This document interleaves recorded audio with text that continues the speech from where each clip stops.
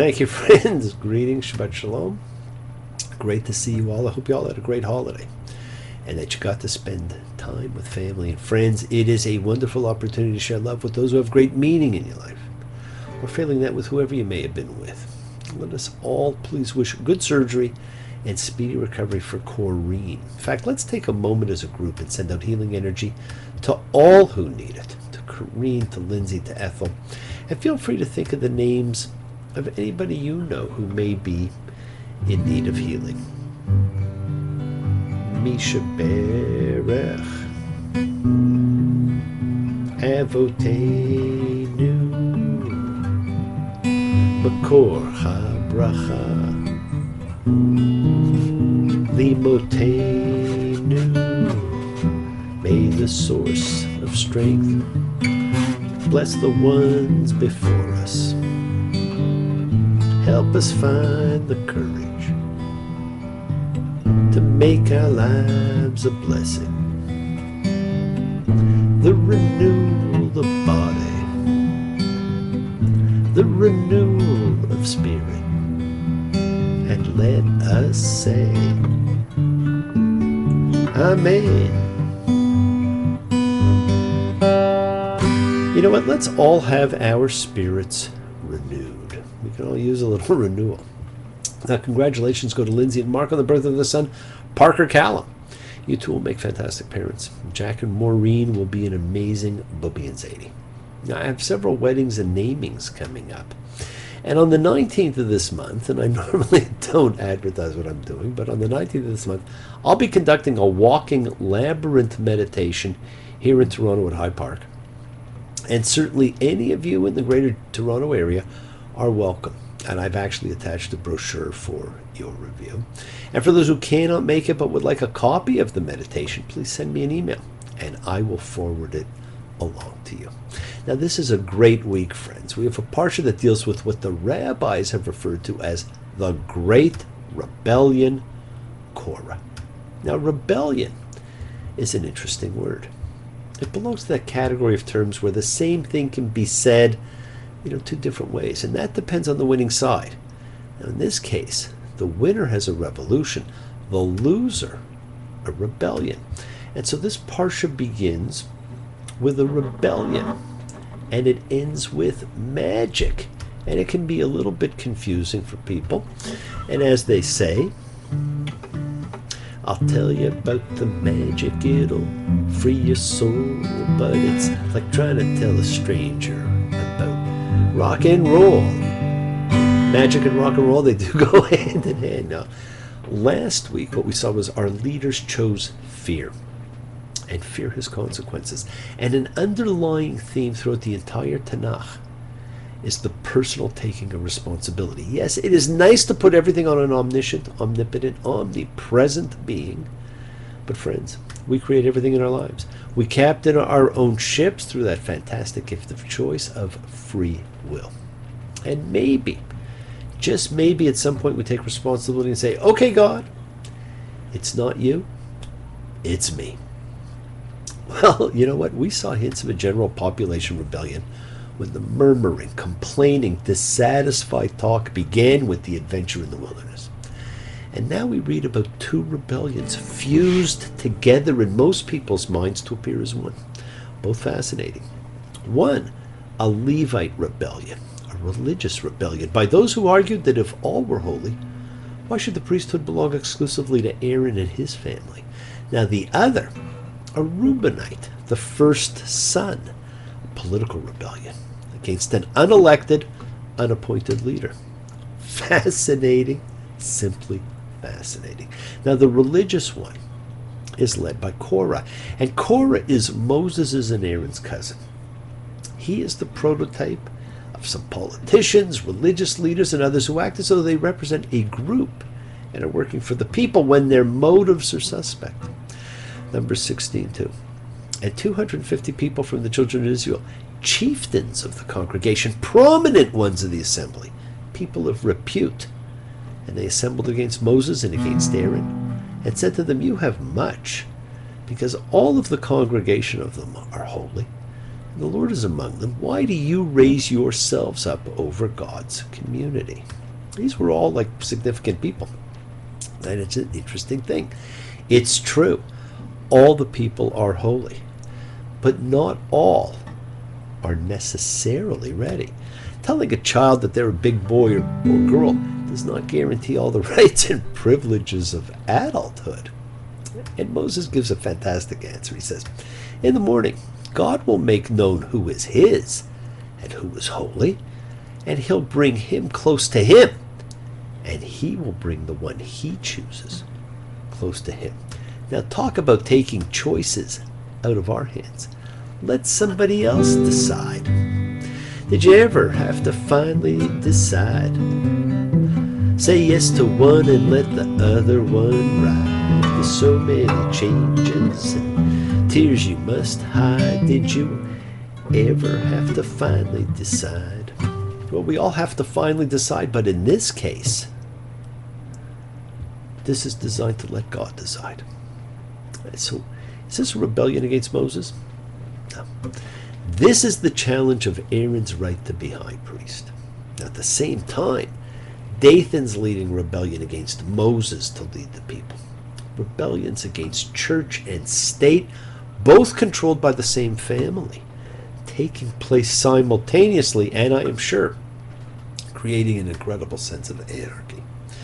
So Moses sets up a test for which God will judge and choose who serves the holy. And the test involves incense, a brilliant tool to choose because incense is the tool of the priest. It's used in almost all rituals still to this day in any Catholic Mass, and probably what Nadab and Abihu were burning when they contravened the laws of holiness. Good sense, innocence, crippling mankind. Dead kings, many things I can't define. Occasions, persuasions, clutter your mind. Incense and peppermints, the color of time. Incense and peppermints, Strawberry Alarm Clock, 1967. What a fantastic song that was. But why incense? Well, if it's the closest symbol to holy service, it's fitting that any who think that they're equal to the task participate. Now Moses now turns to the second rebellion. When Dathan says to him, Numbers 16:13, is it a small thing that you brought us up from a land flowing with milk and honey to kill us in the wilderness, that you lord it over us as well? Notice how Dathan says Egypt was the land flowing with milk and honey. How political. Accuse the liberator of causing the problem. Now, this is the battle for leadership. This is a political battle. This is a battle for power. And it dramatizes the danger of the power-seeking politician who is a skillful speaker. And we've seen that throughout history. Well, once again, Moses relies on divine intervention. We cannot. Now, this, of course, is immortalized by the fantastic Charlton Heston, Edward G. Robinson confrontation in the wilderness in the Ten Commandments when Moses throws the tablets at the golden calf. The earth opens and swallows the rebels up. And those two rebellions are shown as one. Well, the book's a little different. So please do read the story. It is quite good. And you do like the story parts of the Torah more, do you not? Well, the Korah-Aaron rebellion ends with all the incense challengers being incinerated, while the Dathan-Moses rebellion ends with the earth opening up, swallowing the rebels, and closing again. Not your average earthquake. In fact, both of these are divine judgments and actions. So how do the people respond to this? Numbers 17:6. And all the congregation of Israel complained the next day against Moses and against Aaron, saying, you killed the Lord's people. Notice, friends, not God killed them, but you, meaning Moses, had. Why do we have such a hard time believing? Especially this, the only generation witnessed to God on a daily basis. Now, it's not that old saying, videre est credere, seeing is believing. These people actually did see, but still did not believe. Everything instead was projected onto Moses. Now we emphasize that we should believe as the greatest sign of faith, even when we have no physical evidence. It's not you, God. It's me. Friends, the book of Numbers is a series of stories that are variations on a theme. When you read that the people make the same error again and again, directing their complaints toward their human leaders rather than towards the deity who is in fact responsible for their fortunes, you might view this as mere repetition, but it is not just repetition. God tells Moses to move away and he'll kill all the people. But Moses intercedes again. Numbers 17:12. And here the plague had begun among the people, and he put in incense and made atonement for the people, and he stood between the dead and the living. And the plague was halted. And the dead in the plague were 14,700, apart from the dead, over the matter of Korah. Well, what do the people learn? Similar to Exodus, closeness to the divine results in fear. And so instead of the people coming closer to God, each episode of cosmic intervention pushes them further away. So each new episode of conflict and divine response does not resolve the problem, but only leads to another stage of it. You will read about these large numbers of dead every time God moves to kill the people. This helps create and foster the belief in the fear of God and not the love of God. Friends, fear is a constricting and constraining force of energy in the universe. Love is an expansive one, and we do know the universe keeps expanding. So what does that tell you? Perhaps man who wrote this book lives in a world of fear and has not moved past it in all these thousands of years. And he does not look like he's moving past it yet. While the true force of creation is love and the singularity of everything. That's an interesting thing about man. In our closeness to the divine, we pushed him away. And now that God has turned away from us, and there is no recognizable cosmic episodes in our lives, we move towards faith and belief again. Now the Parsha ends in magic, and in a fantastic foreshadowing in that great, biblically ironic way. The decision of who will take the priestly role for the future is also something that's left to God. Each of the 12 houses will put a staff in front of the tent of testimony, Numbers 17:22. And Moses left the staffs in front of God in the tent of the testimony. And it was the next day, and Moses came to the tent of the testimony, and here Aaron's staff of the house of Levi had bloomed. And it brought out a bloom, and it made a blossom, and it produced almonds. Now, how cool is that? Everybody takes their staff back. Numbers 17:25. And God said to Moses, put back Aaron's staff in front of the testimony for watching over, for a sign to rebels.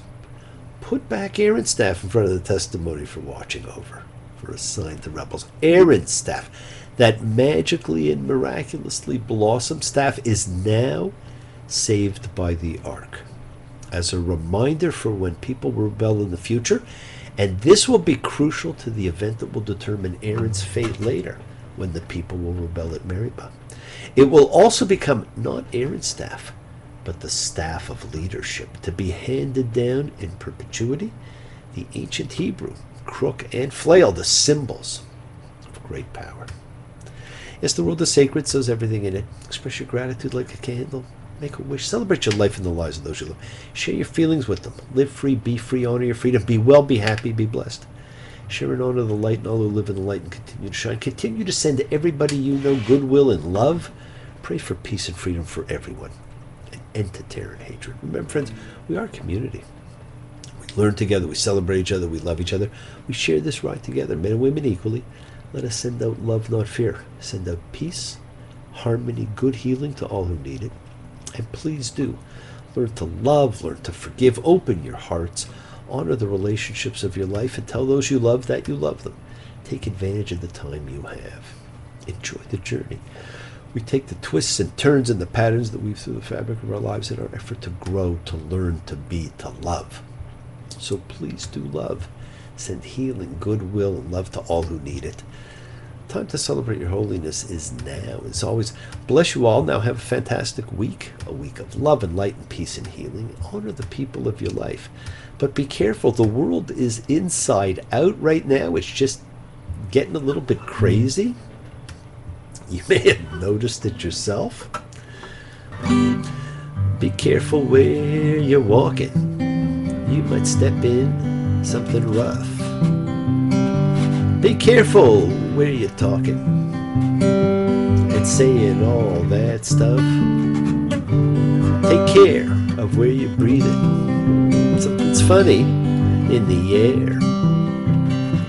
And some things I'm not saying, but what's happening out there. It's Inside Out by the Traveling Wilburys. And the world's inside out right now. Do not stop your journey. Do not stop moving towards your promised land. It's in sight. It's there for you. It's waiting right there. Keep on dreaming. Keep on being. Keep sharing. Keep shining. Keep teaching. Keep spreading your holiness. Do not follow fear. Thank you all for joining me, for participating, for sharing with me the gift of your sacred time in your sacred space. I love you all. And I look forward to seeing you all next time. Shabbat shalom. Take care. Bye.